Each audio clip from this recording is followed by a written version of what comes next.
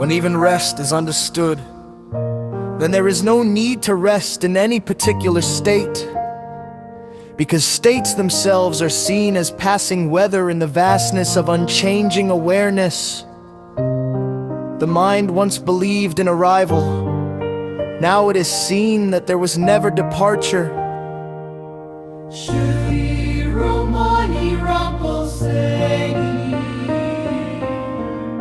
Time appears as movement, but awareness is not contained in movement. Time is a ripple on perception. Perception is not bound by time. What changes is always visible, but what sees change remains unseen, because it is too immediate to be observed as an object.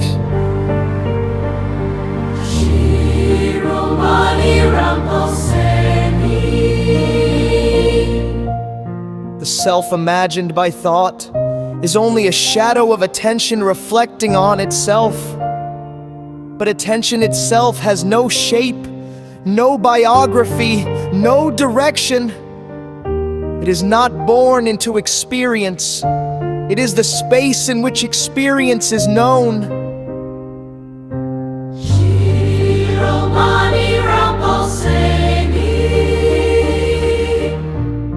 The world is not denied here.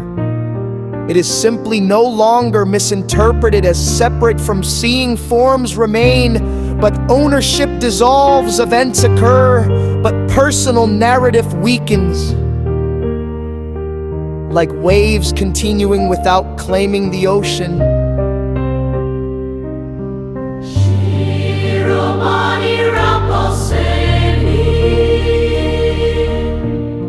When identification ends, life does not stop, it becomes weightless.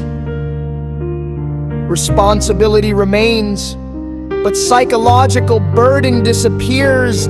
Action remains, but inner conflict loses fuel.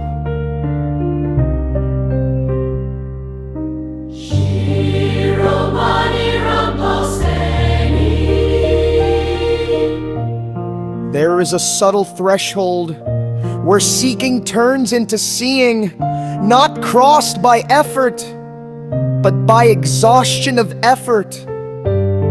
At that threshold, the seeker realizes it was always the seen.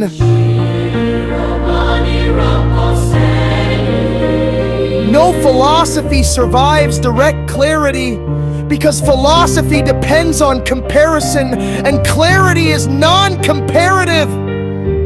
It does not argue, it does not defend, it simply is.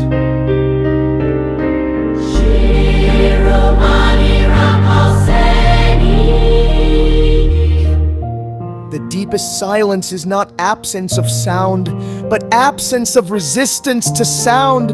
In that absence, everything is included, yet nothing binds. This is not escape from life. It is unfragmented participation in it.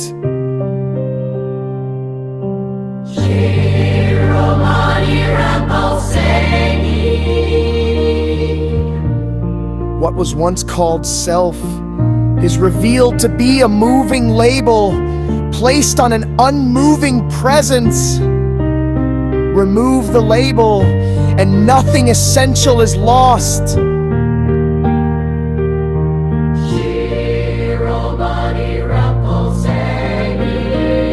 Even confusion has its place, but confusion loses authority when seen without identification.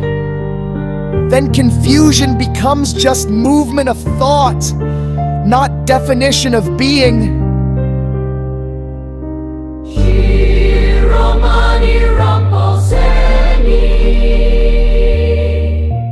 The heart does not argue with reality. It meets it directly.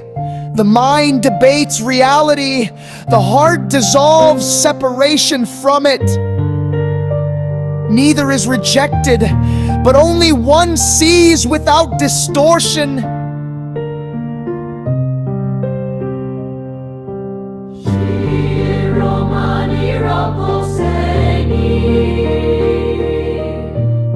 There is no final attainment, because attainment implies distance, but what you are cannot be distant from itself. So realization is not addition, it is subtraction of illusion. In this understanding, even the idea of understanding fades, because knowing and being are not two. What remains is simple presence, not claimed, not owned, not held. Just this.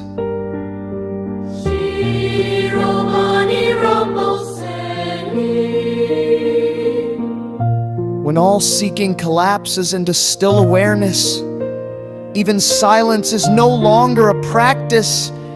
It becomes the natural state of existence. There is no journey left, only the disappearance of the traveler. No question remains, only the clarity before questions arise.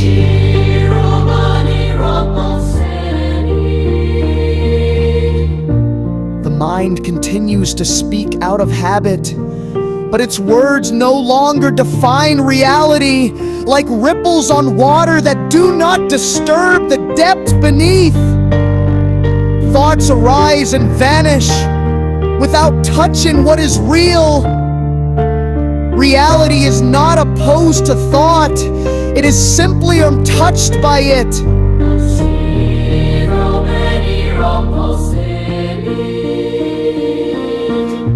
The illusion of distance between I and existence is maintained only by repetition of ignorance.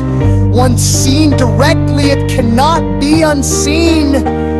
Not because something new is gained, but because something false is no longer believed.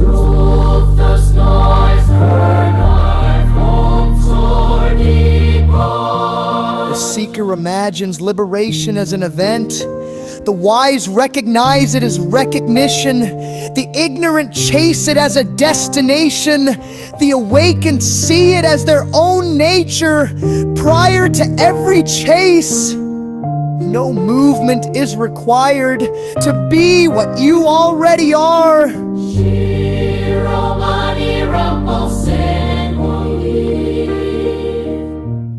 All scriptures point to the same invisible